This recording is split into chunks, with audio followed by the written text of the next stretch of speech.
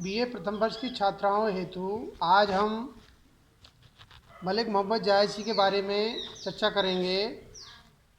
प्रस्तुत वीडियो में जायसी ग्रंथावली, जिसके संपादक आचार्य रामचंद्र शुक्ल है, और जायसी ने पद्मावत महाकाव्य का सृजन किया है। जायसी द्वारा रचित जो प्रमुख महाकाव्य है पद्मावत, पद्मावत के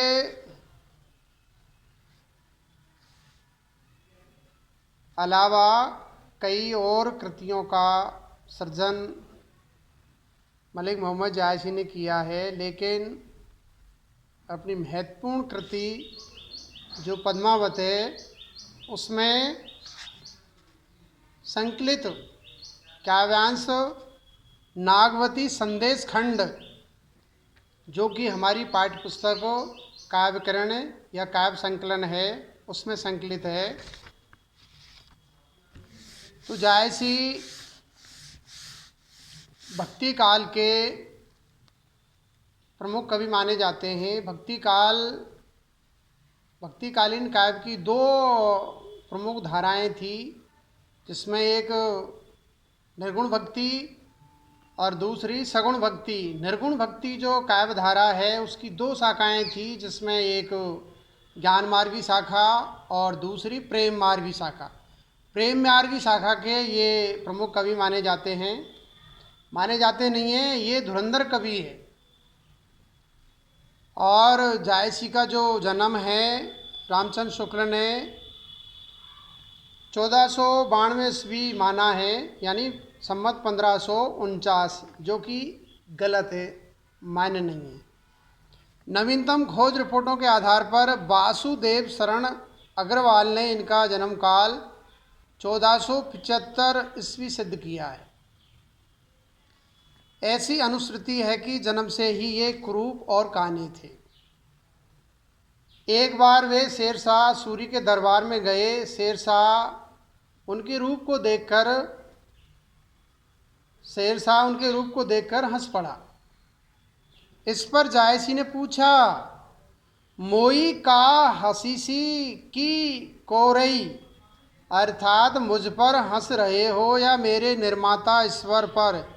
इस पर शेरशाह को लज्जित होकर क्षमा मांगनी पड़ी जायसी से।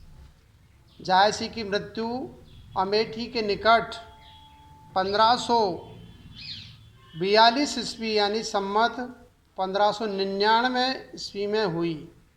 जायसी चिश्ती परमात्मा के अंतर्गत आते हैं। चिश्ती जो संप्रदाय है, परंपरा है, उसके अंतर्गत ये आते हैं। तो पद्मावत इनकी बहुत ही अच्छी सुंदर कृति है।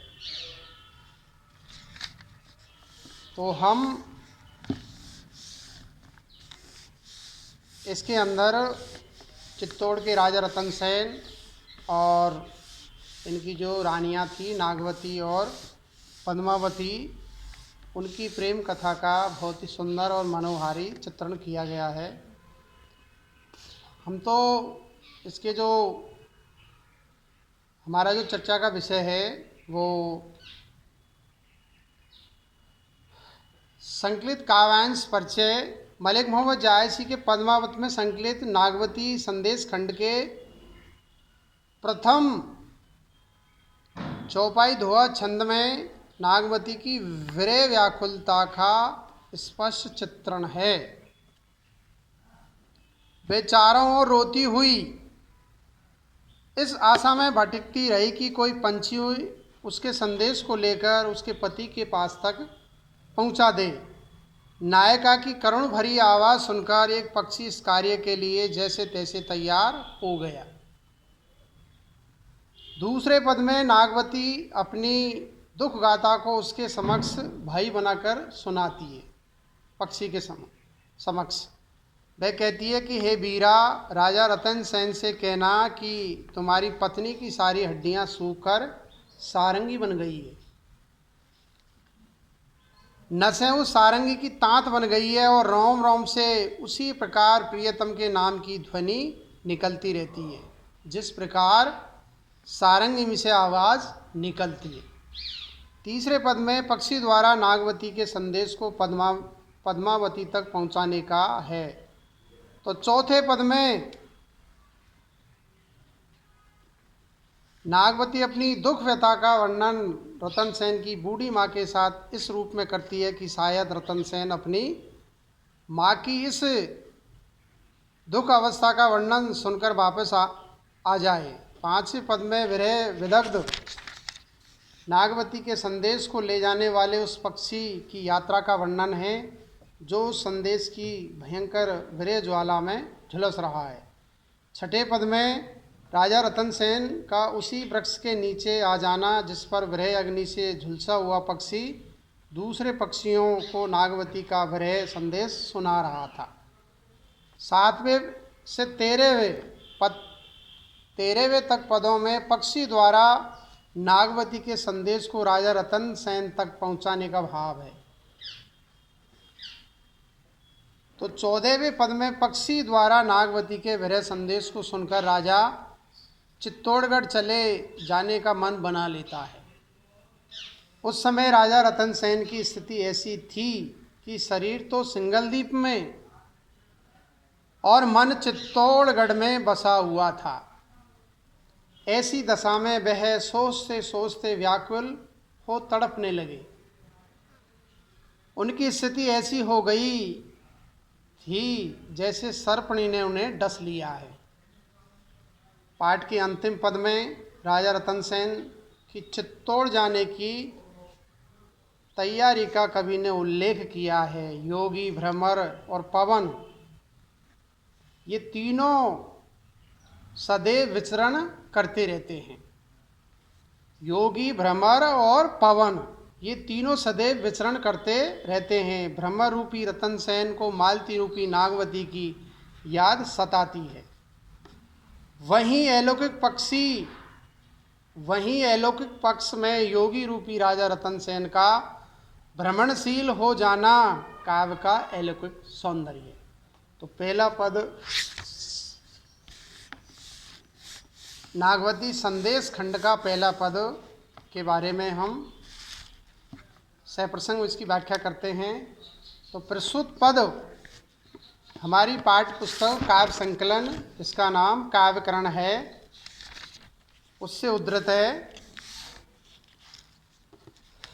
और ये नागवती संदेश खंड जायसी द्वारा रचित पद्मावत महाकाव्य से अवतरित है, उद्धृत है, लिया गया है। फिर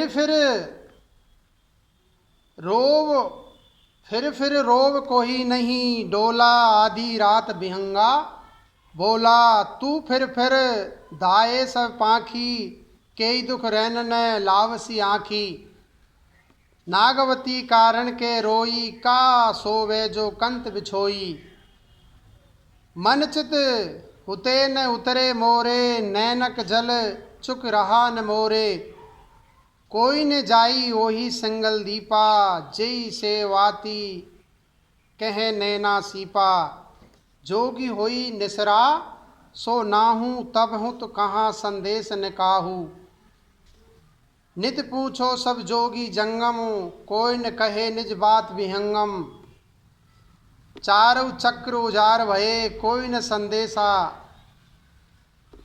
टेक कहो बरे दुख आपन बैठ सुनो दंड एक। तो प्रस्तुत पद के अंदर यह अवतरण महाकवि जायसी द्वारा रचित पद्मावत के नागवती संदेश खंड से संकलित एवं उद्धृत है। राजा रतन सेन को सिंगलदीप गए जब काफ़ी समय बीत गया तब रानी नागवती उनके विरह से अतिशय पीड़ित रहने लगी।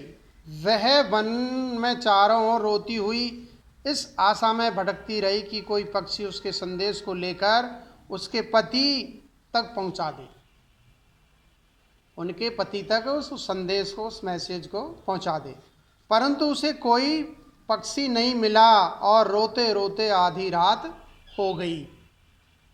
उसी से संबंधित घटना का यहाँ वर्णन किया गया है। तो प्रस्तुत पंक्तियों का भावार्थ देखिए।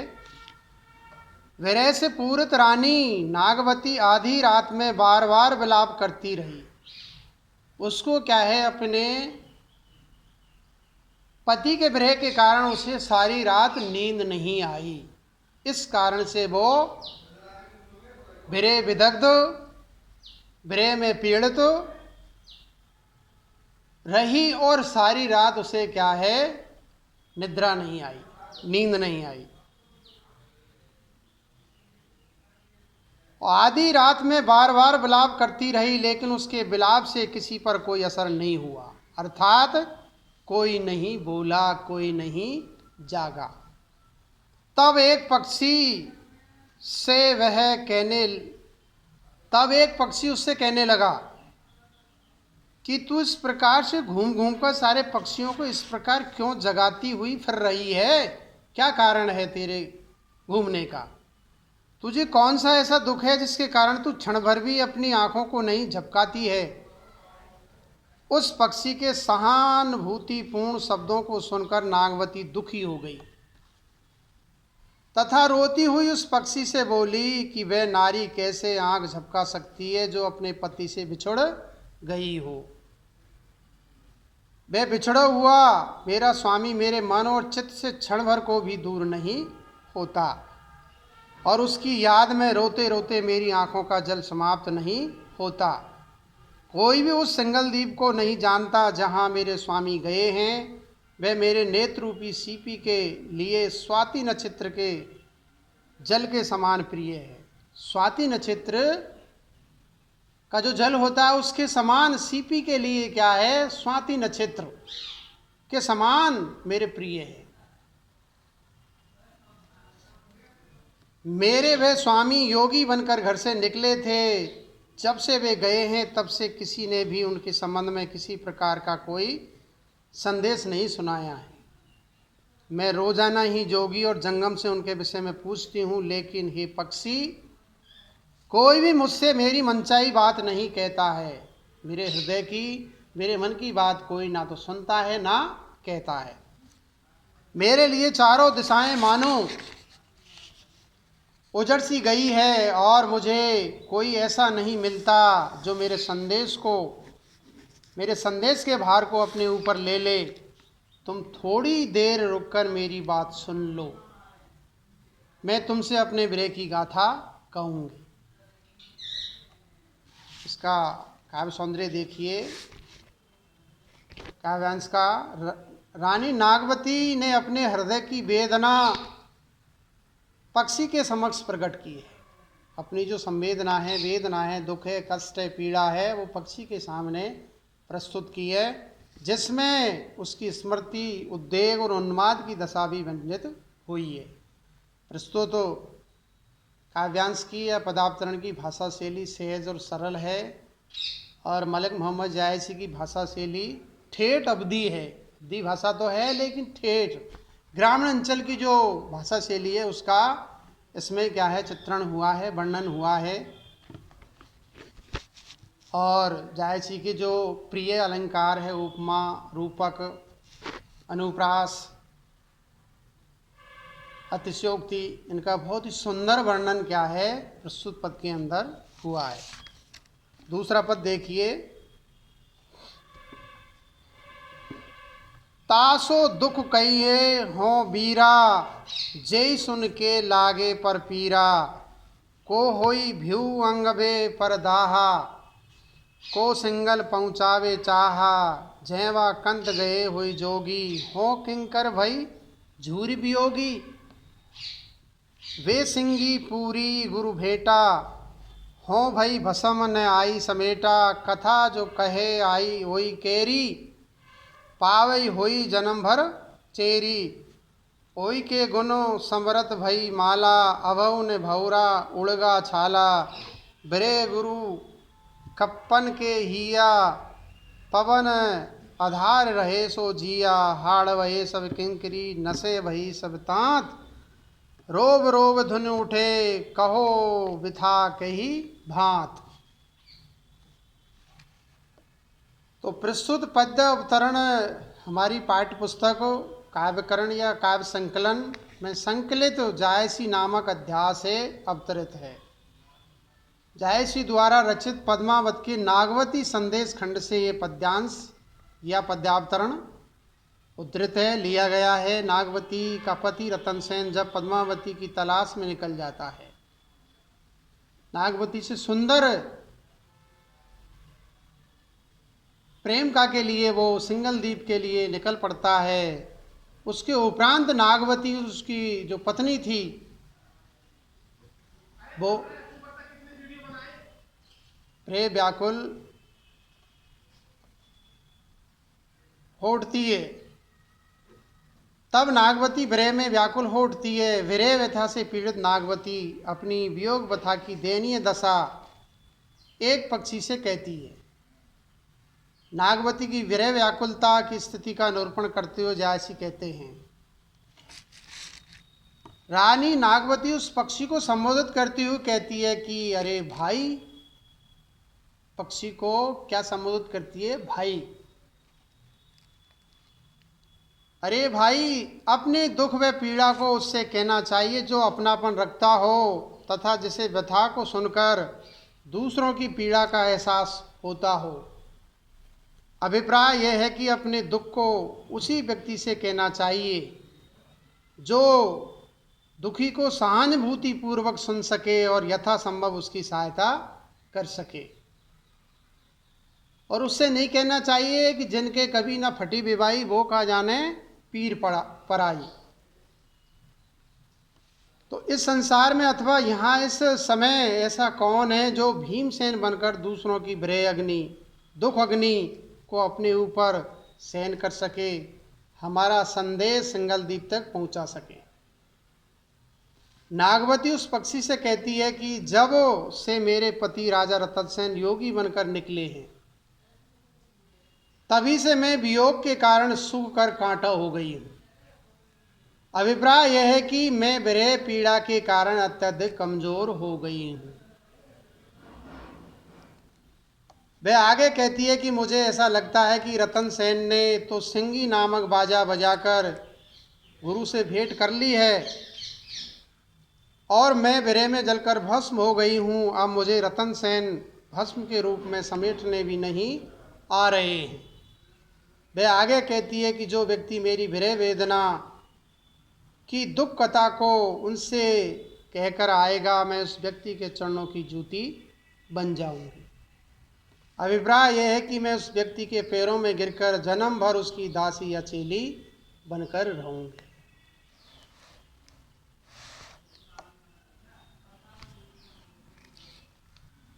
प्रस्तुत काव्यांश का पदावतरण का कलात्मक सौंदर्य, काव्य सौंदर्य या इसमें कुछ खास विशेष है वो देखते हैं। एक आलोचक के अनुसार प्रस्तुत अवतरण में आए को होई विहू अंगवे परदाहा शब्दों से महाभारत की उस कथा का संकेत हुआ है जिसमें एक राक्षस ने वन में लगी आग के घेरे में एक राजकुमारी को रख दिया था और भीमसेन नामक व्यक्ति ने आकर आग के उस घेरे से राजकुमारी को बचा लिया था। परोपकार के इस कार्य में भीमसेन का शरीर झुलस गया था। तो ये कुछ ऐतिहासिक इसमें एक कथा का प्रयोग हुआ है। और दरअसल में देखा जाए तो जायसी ने वेदों से, महाभारत से, पुराणों से, रामायण से जो हिंदू धर्म की कहानियां हैं उनको लिया है। तो प्रस्तुत अवतरण में नायिका नागवती की अत्यधिक विरह वेदना व्यंजित हुई है। नागवती का सूख कर कांटा हो जाना एक और विरह व्यथा की अतिशयता को व्यक्त करता है, तो दूसरी ओर इस प्रसंग में कवि द्वारा प्रस्तुत फारसी की ऊहात्मक शैली को भी व्यंजित करता है। इन पंक्तियों में ग्रामीण अवधी भाषा एवं चौपाई नामक छंद को प्रस्तुत किया गया है। प्रस्तुत अवतरण की या पदावतरण की भाषा शैली सहज और सरल और सुबोध है। आज इतना ही, और कल हम चर्चा करेंगे। छात्राएं प्रस्तुत वीडियो को ध्यान से देखें, सुने गौर से। धन्यवाद।